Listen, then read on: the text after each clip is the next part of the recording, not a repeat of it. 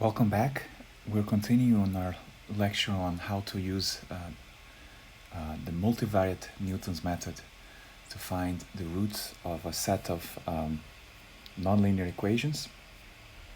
So in the past video we just derived the multivariate version of Newton's method, highlighted over here. It's an iterative method that we start with our guess for the roots of, let's say, a set of nonlinear equations. Here's an example. We have two nonlinear equations. The unknowns are x and y, and we'd like to find x and y that satisfy both equations at the same time. So we stack these vectors. We call our vector x to be the unknown coordinates, and we try to find the solution by an iterative method where we start with some guess. We call this x1, for example, and we improve upon that guess by subtracting this term, which is a multiplication of a matrix inverse with a vector, and the result of this operation is our new guess. And we improve upon the guess. So here we have a nonlinear system of equations. Equation number 1 is here, equation number 2 is here. So we write this as equation 1 we call f1, equation 2 we call f2, and we would like to solve this using this iterative method. So let's compute an iteration of Newton's method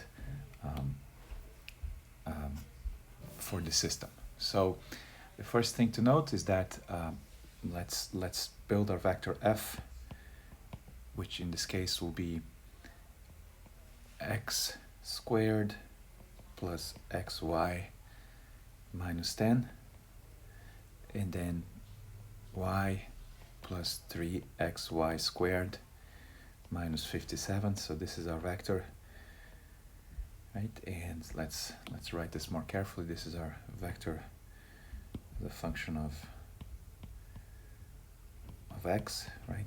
Where once again x is our vector written over here. So let's compute the Jacobian, right? So the Jacobian is this matrix here, and then we're going to have to take the inverse, for example. And as we define the Jacobian, this is the set of all possible derivatives of both f1 and f2, right? So let's compute this Jacobian matrix real quick.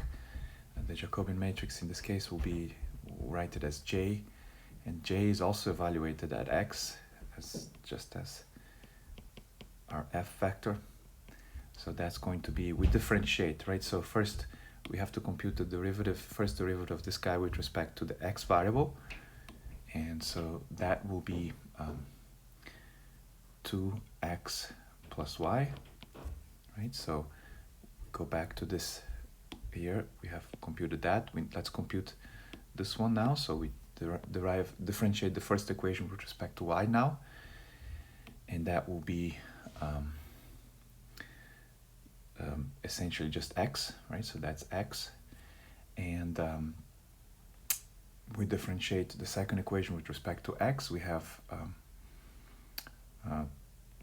3y squared, and then we differentiate the second equation with respect to y, and we'll have 1 plus 6xy. So this is our Jacobian matrix, right? And we plug in some values for x and y, which again are stored in this vector, and we have a full matrix that we can do. So let's first note that for this system here, for this system of equations here that we have written, the true solution, or the actual solution, is the vector x equals 2 and 3, right? If you go ahead and plug these numbers, 2 for x and 3 for y, into these equations, you'll see that they come out to 0. So those are roots of that equation. But let's use a different starting point for our iterative method. Let's say our starting guess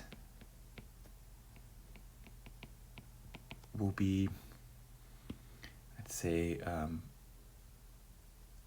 x will be, our starting guess will be, let's say, 1.5 and 3.5, right? So we're not too far.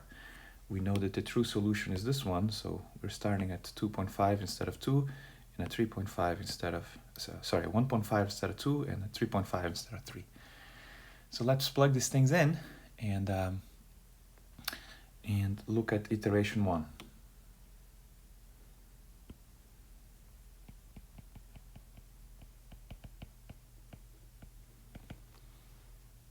Okay, so what do we have to compute? Again, the formula is written up here, right? So this is what we're going to have to compute. Sorry, this one. So let's write this down. This is going to be x1 is going to be x naught. Well, let's call x naught to be here our starting guess, minus the Jacobian matrix, in the inverse of the Jacobian matrix evaluated at x naught times our vector f evaluated at x naught as well. So we already know some parts here, so let's write this down. So this part here will be 1.5 and 3.5, right? This is coming from our starting guess.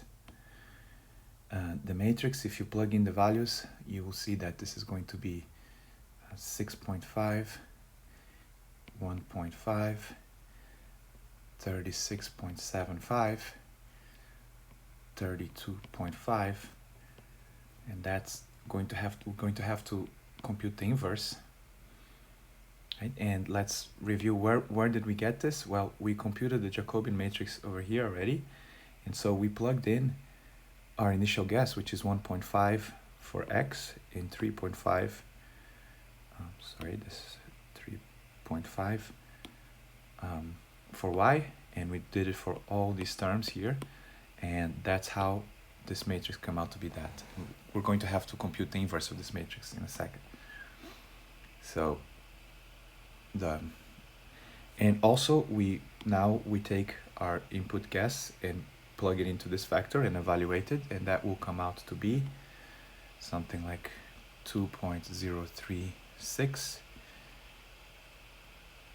and 2.8439.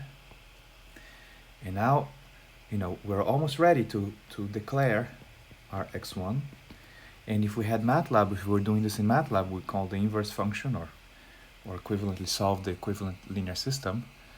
But in our case here, we can remind ourselves that if I have a matrix, so here's the inverse of a matrix, right?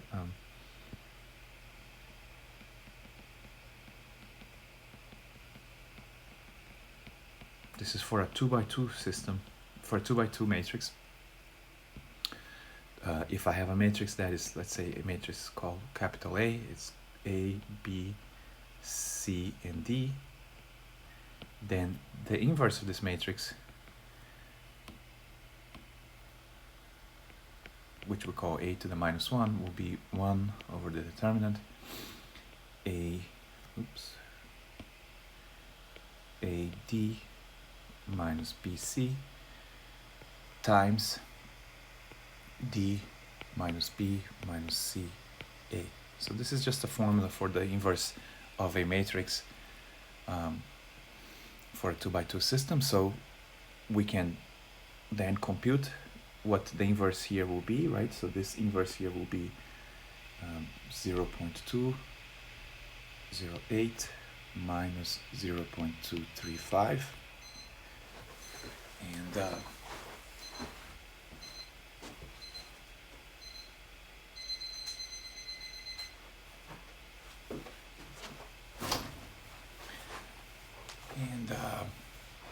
we have here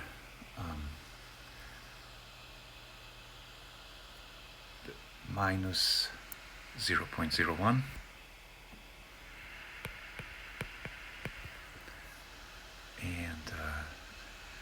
0.042. Right, so that's our matrix, and we plug in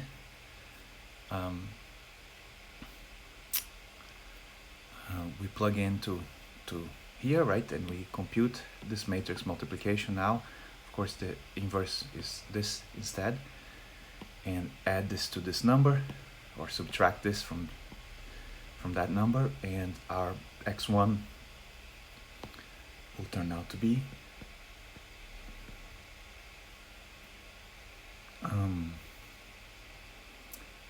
2.036.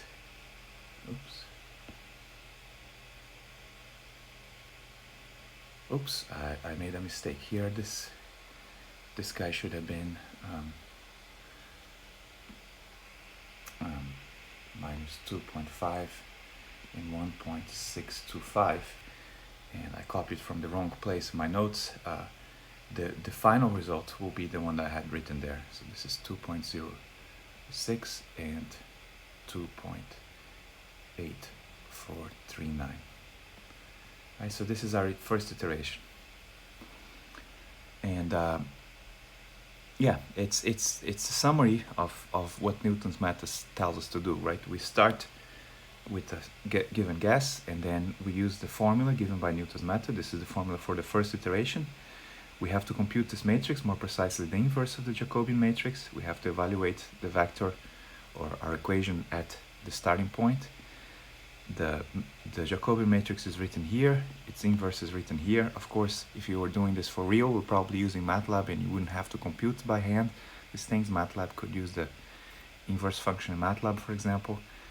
You plug in your initial gas into this vector and you compute that, and then you just perform this matrix vector multiplication and subtract the result from the starting gas, and your improved gas now, you can see, right, the true value here should be that, and we started a little bit far away, but now we're getting closer, and we'll repeat this and we'll get closer and closer. So I'll finish off with a note that just like the regular Newton's method, right, for univariate functions can diverge. In this example, you can see it converges, right? But in our past presentation, we gave a few examples of how if you have a different starting point that is not so close to the solution, the method can diverge. The same comments can be made for Newton's method. Right here is the final Newton's method. This is in a very similar way to the univariate Newton's method can diverge. This method can also diverge and should be used with care, and you should really it really depends on you having a very good starting gas. Like this one was a good starting gas, and you iterate on a good starting gas, you get closer to the solution. If your initial gas is not so close to the solution, then the method can actually diverge.